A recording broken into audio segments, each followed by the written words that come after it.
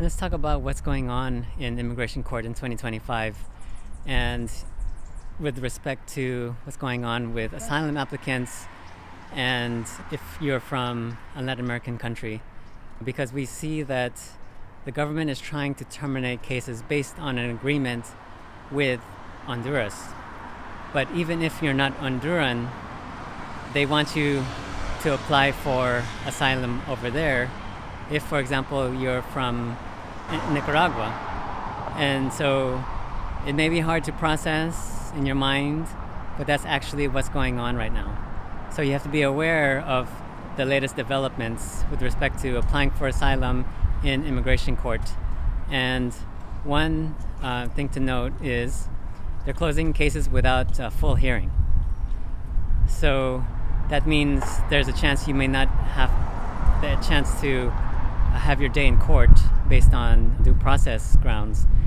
And I believe in the U.S. Constitution, and it does state that all people should be given their due process rights regardless of their status. And so that's something to be aware of. Another development is that they're using this agreement with Honduras for making asylum applicants apply for asylum there rather than in the U.S. So be aware of that. And another development is that they're filing these motions relatively late in many of these cases we're seeing right before your final hearing, which is known as the merits hearing. And so it's very important to be aware of what's going on right now. And so here are some strategies.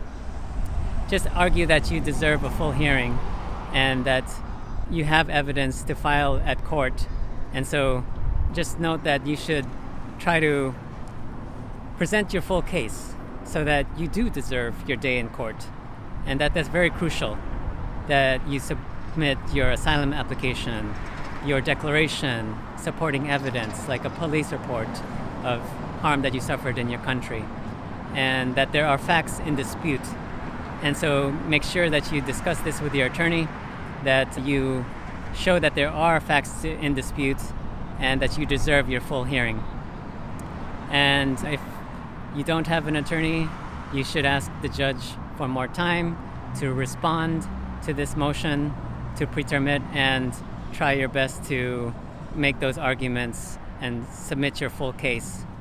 And if you do have an attorney, communicate about this with him or her and try to strategize the best way to argue against these allegations or this motion from the government to file their motion to pretermit.